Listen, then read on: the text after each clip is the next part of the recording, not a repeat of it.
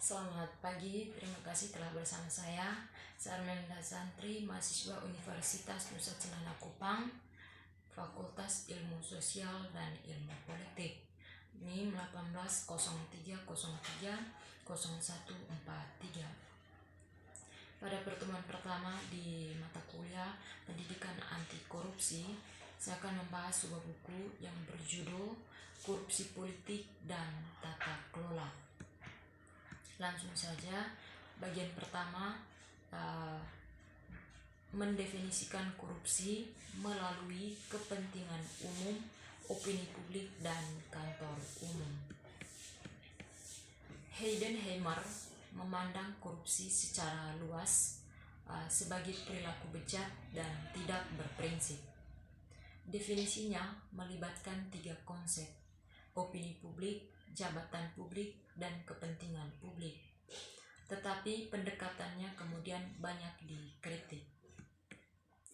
Definisi opini publik mewakili pandangan publik korup, menyajikan pendekatan subjektif yang bahkan menciptakan kebingungan tentang apa itu publik.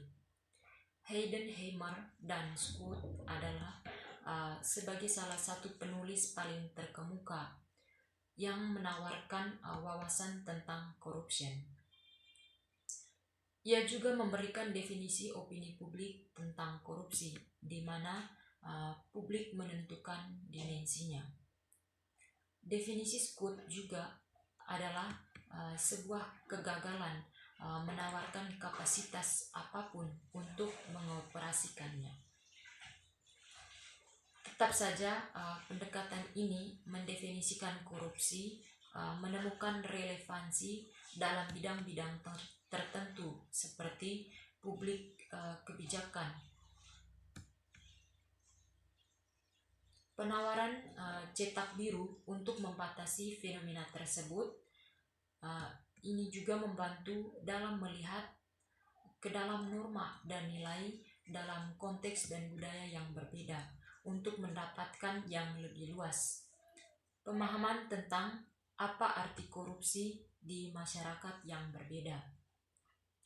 Heidenheimer berdasarkan definisi kepentingan umum dari korupsi, pemahaman tentang norma yang diterima secara umum tentang apa yang merupakan barang publik. Dengan kata lain, jika tindakan pejabat publik bertentangan dengan kepentingan publik, itu dianggap tidak etis.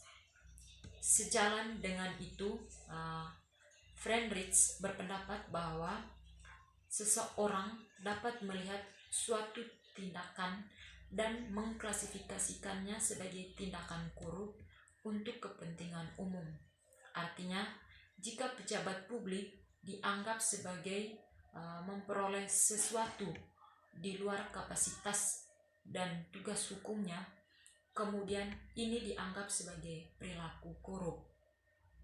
Padahal untuk kepentingan umum menawarkan pendekatan yang lebih objektif untuk mendefinisikan korupsi, namun gagal dijalankan.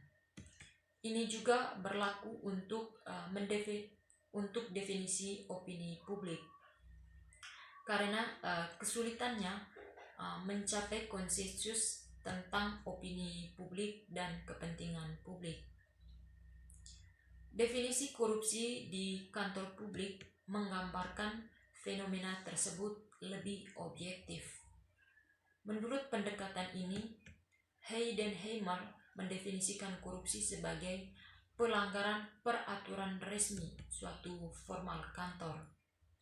Demikian juga Ny mendefinisikan kantor publik dari corruption adalah perbuatan yang melanggar aturan dan regulasi jabatan dilakukan keluar dengan tujuan mengejar keuntungan pribadi. Aikin juga melihat korupsi sebagai tindakan yang mengganggu kekuasaan resmi suatu jabatan publik atau bertentangan dengan standar moral perilakunya untuk mendapatkan keuntungan pribadi, manfaat, kekuasaan, atau status. Bagian yang kedua yaitu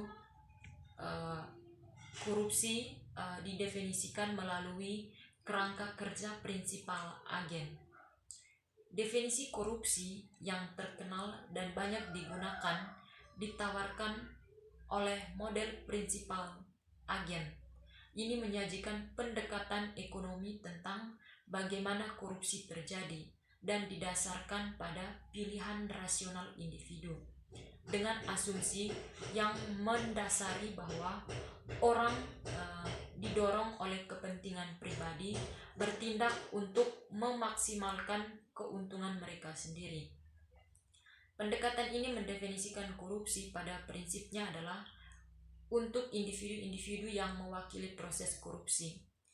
Ini mendefinisikan korupsi sebagai perilaku yang dilakukan melalui beberapa agen yang didelegasikan untuk bertindak atas nama beberapa kepala sekolah. Berdasarkan pendekatan ini, Klitgaard mendefinisikan korupsi sebagai ketidaksepakatan antara kepentingan publik dan pejabat publik. Karenanya, korupsi terjadi ketika agen gagal bertindak sesuai dengan kepentingan kepala sekolah, mencari keuntungan pribadi. Keduanya penting. Perspektif menurut Klitgaard adalah informasi dan insentif. Sejalan dengan hal tersebut, Klitgaard mengembangkan kepala sekolah agen klien model yang melibatkan 3 aktor yang berperan dalam korupsi proses. Prinsipal adalah pejabat pemegang kekuasaan yang bisa menyampaikan barang atau jasa kepada klien. Umumnya, kepala sekolah memiliki keuntungan karena mereka akrab dengan administrasi dan menyadari proses yang memungkinkan mereka untuk mengeksploitasi kekuatan mereka untuk bertindak demi kepentingan mereka sendiri. Ini mengambil berbagai bentuk termasuk penyuapan, penipuan, nepotisme, pemerasan, atau penggelapan yang didefinisikan dalam file berikutnya. Klien adalah pemberian manfaat dengan pejabat publik. Ini terkadang mempekerjakan agen untuk mengirim aktivitas atas nama mereka. Agen mungkin juga bertindak untuk kepentingan mereka sendiri dan mulai menyalahgunakan kekuasaan yang dipercayakan bagi mereka, mempertahankan lingkaran setan korupsi, membangun nexus model prinsipal agen klien. Klitgaard menyarankan berikut persamaan untuk lebih memahami bagaimana korupsi berkembang. Korupsi sama dengan monopoli tambah kebijaksanaan akuntabilitas. Yang ketiga, korupsi sebagai penyalahgunaan kantor publik. Kamus Webster mendefinisikan korupsi sebagai bujukan pada pejabat publik dengan cara pertimbangan yang tidak tepat sebagai suap untuk melakukan pelanggaran tugas. Gove, The Oxford Dictionary mendefinisikan konsep sebagai tindakan tidak jujur atau perilaku ilegal yang dilakukan secara eksplisit oleh orang-orang yang berkuasa dan itu mengubah perilaku pribadi menjadi tidak bermoral. Standar Macmullan mendefinisikan korupsi dalam arti bahwa pejabat publik korup jika dia menerima uang atau keuntungan dalam bentuk barang untuk melakukan tindakan di bawah otoritas yang ditugaskan padanya. Baik, sekian video singkat dari saya untuk pertemuan pertama.